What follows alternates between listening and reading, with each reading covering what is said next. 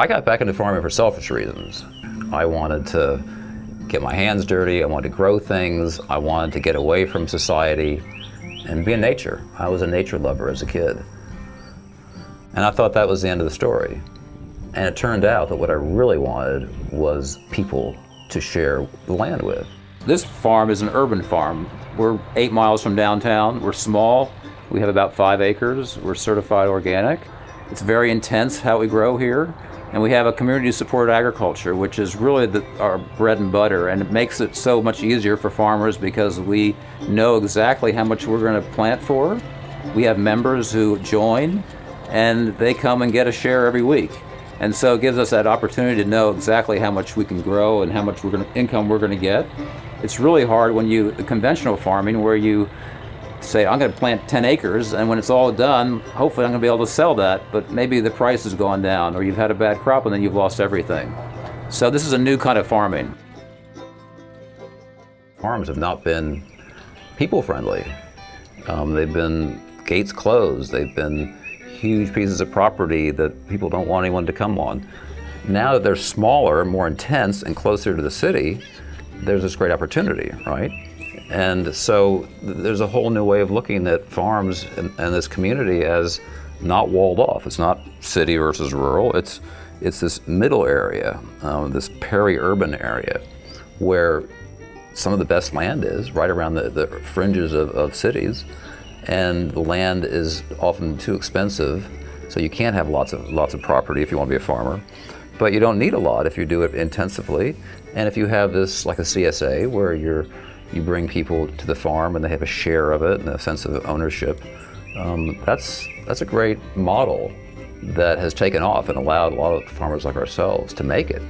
We call this our river farm as opposed to our city farm, and we are 20 miles outside of Austin. We're on the east side. This has really great soil because it's at the river bottom, and it has great water because it's next to the river. So this is pretty unique in that it has terraces. So at the very top is very sandy. You come down here at this level, the 500-year floodplain, and it gets kind of this silty loam, a very different pH. And then you go all the way down to the river, and it's just gumbo kind of stuff. So it's great because some things grow really well up top that don't do well here, and vice versa. But the river has a benefit for just not only the water, but it just feels like we're connected to Austin, and we have a sense of conservation and taking care, a stewardship of this property that has part of the river on it, and that makes all the difference because we're all connected now. It's very difficult to grow that 5% who support us at the farmers market or the CSA. There's another 90% that we just can't reach. That percentage hasn't changed very much. And there's more farmers trying to compete with each other on a small piece of the pie. There's that, and then there's the thing we call greenwashing, where it's a lot of the people are buying our food at restaurants, and they use our name, but they only buy very infrequently. And so a lot of us are struggling because the perception that organic farmers, have it made. And we need to change their attitudes about supporting local farmers. And if you have to pay a little more, it's worth it, we feel like. So this idea of creating a relationship with a farm, adopting a farm, and really supporting it, not just talking about it, not just coming out when it's a nice day, okay? It's great that you come to the farmer's market when it's 90 degrees and sunny, but what about when it's 30 degrees and we've come out there, brought all this food, harvested in the rain and the cold, and no one shows up? So the fair weathered friends are great, but we need people to really do it on a regular basis.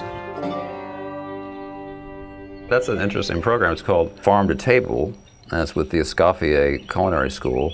And they're kind of unique in that they decided that their students need to know about where the food comes from.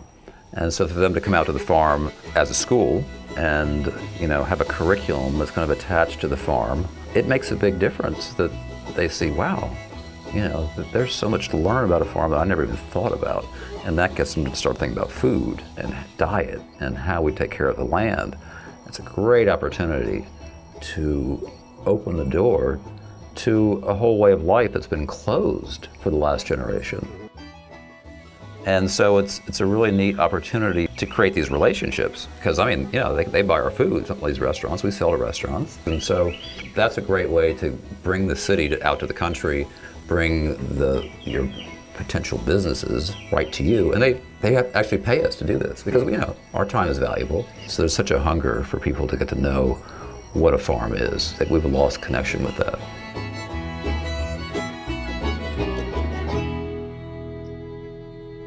Farmers have always had this dream, could we set aside some money, raise money to be able to help them when they had emergencies? Accidents happen all the time. Most of us don't have insurance.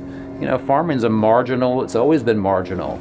And so any little accident can really put you under. Just like the musicians here in Austin have a fund for their needs, why don't farmers?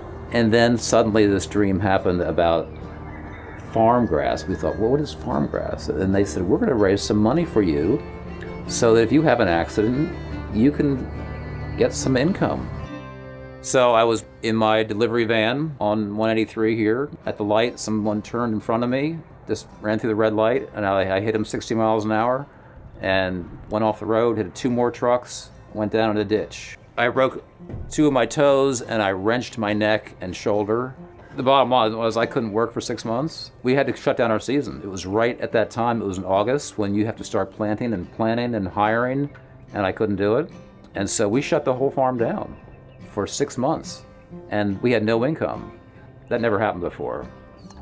And right at that time, Farmgrass was starting up, and I was the first person to be a recipient of their generosity. What they're doing is really making it more visible about the needs of farmers, how farming is a dangerous profession, and farmers need help because it's very difficult to make a living at it.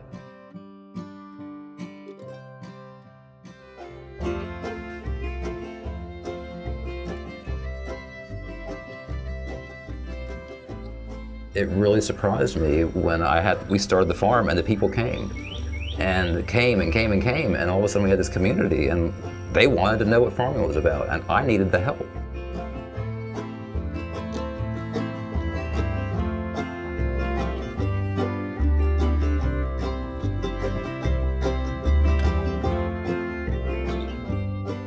It was a gift that I never expected.